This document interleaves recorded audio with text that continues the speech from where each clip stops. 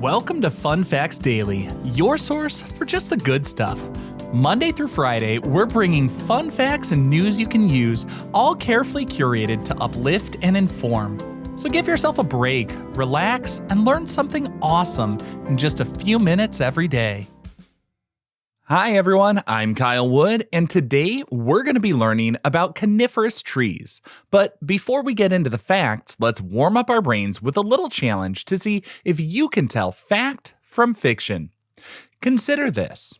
We often use the word coniferous and evergreen interchangeably.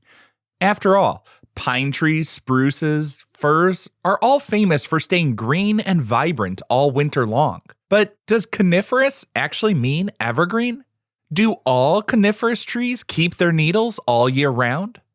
What do you think? Are all conifers evergreen? We'll find out at the end of the episode.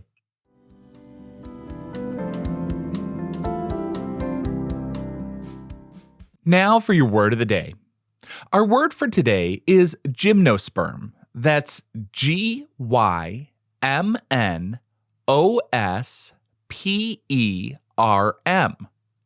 A gymnosperm is a group of seed-producing plants, and it includes all conifers, as well as some unique plants like ginkgos and cycads.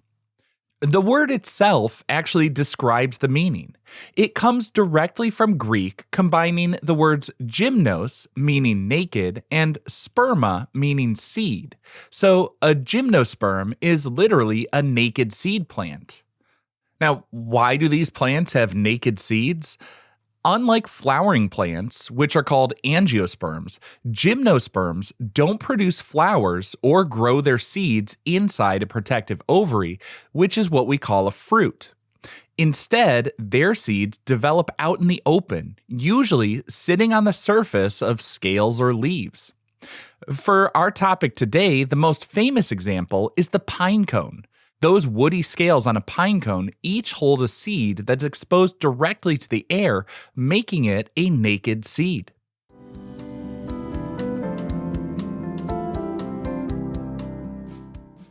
Time for your daily high five, our top 5 fun facts about coniferous trees. Number 1, the oldest known individual living on Earth is a conifer. The record for the oldest non-clonal organism goes to the conifer. It's a Great Basin bristlecone pine named Methuselah, and it lives high in the White Mountains of California. Scientists have determined its age to be over 4,850 years old. That means this tree was already a seedling when the first pyramids were built in Egypt. To protect this ancient wonder from vandalism or accidental damage, its exact location is kept a closely guarded secret. Now, this kind of tree can live for so long because they live in an extremely harsh, high-altitude environment. They grow incredibly slowly, which creates wood that is extraordinarily dense and packed with resin, making it highly resistant to insects, fungi, and rot. Number 2. Conifers hold the record for the tallest living organisms in the world. When it comes to height, nothing can compare to the coastal redwood or Sequoia sempervirens. These magnificent conifers grow in a narrow strip of land along the Pacific coast of North America. The current world record holder is a tree named Hyperion, discovered in 2006. It stands at an incredible 380.1 feet or 115.85 meters tall. To put that in perspective, Hyperion is taller than a 35-story building. It's taller than the Statue of Liberty or Big Ben. These redwoods can reach such amazing height thanks to their unique climate. They get plenty of rain in the winter and, crucially, are shrouded in dense coastal fog in the summer. They can actually absorb moisture directly from the fog through their needles, and that helps them stay hydrated all the way at the top. Number 3. The world's largest single land biome is dominated by conifers. There's a massive ecosystem in the boreal forest known as Taiga. It's an enormous, continuous ring of coniferous forest that stretches across the northern hemisphere, covering vast parts of Canada, Alaska, Scandinavia, and Russia, right below the Arctic tundra. This single biome covers about 11% of all the land on Earth. This makes taiga a critical part of the planet's climate system, acting as a gigantic carbon sink that absorbs huge amount of carbon dioxide from the atmosphere. Despite the cold, harsh winters, it's teeming with life, providing a home for animals like moose, bears, lynx, and wolves, all of whom are specially adapted to survive in this vast coniferous world. Number 4. Some cones will only open after a forest fire. A pine cone isn't just a decoration. It's a high-tech seed protection device. But some conifers have an amazing adaptation called serotiny. The cones of trees like the jack pine and lodgepole pine are held tightly shut by a strong, heat-sensitive resin. These cones can hang on the tree for years, keeping the seeds inside safe and sound. The trees are adapted to environments where forest fires are natural and common. When a fire sweeps through, the intense heat melts the resin and the cones pop open, releasing a shower of seeds onto a newly cleared, sunlit, and nutrient-rich ground. This unique strategy ensures the next generation of trees has the perfect conditions to start growing immediately after the fire. And our fifth and final fun fact for today: ancient sailors depended on conifer resin to explore the world. That sticky, aromatic substance you get on your hands from a pine cone is called resin, not sap. For the tree, resin is a defense mechanism. It flows out to seal wounds, blocking out insects and fungus. For thousands of years, humans have harvested this resin to create pitch and tar. Ancient civilizations like the Greeks, Romans, and Vikings perfected the art. They would cook the resin down into a thick, black, waterproof goo. This pitch was the secret ingredient for marine exploration.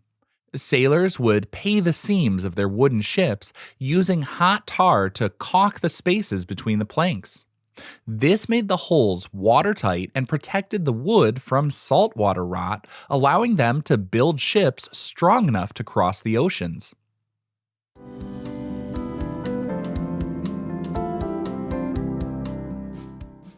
Now for some news you can use. Here's a tip for when you're out hiking and want to identify the most common conifers. It can be tricky to tell pines, spruces, and firs apart, but there's a simple mnemonic device that can help you remember. With pines, look at the needles. Pine needles always grow in clusters or bundles, usually 2, 3, or 5 needles wrapped together at the base. Just remember, pines come in partners. For spruces, remember the spruce needles are attached individually to the branch. For spruces, spruce needles are attached individually to the branch. You can pull one off and it'll be sharp. It's kind of squarish, but you can easily roll it between your thumb and forefinger. Just remember, spruce are sharp and square. And finally, firs.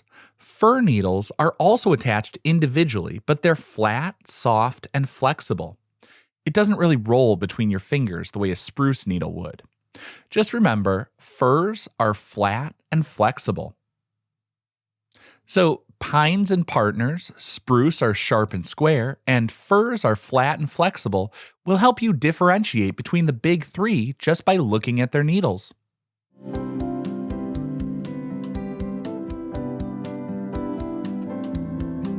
Now for the moment you've been waiting for.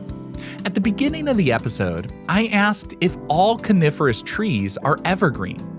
It seems like a safe bet, but actually, that's a fallacy. Let's start by just looking at what the word coniferous actually means. It comes from Latin combining conus, which means cone, and fere, which means to bear or to carry. A coniferous tree isn't defined by its leaves or whether it stays green all winter.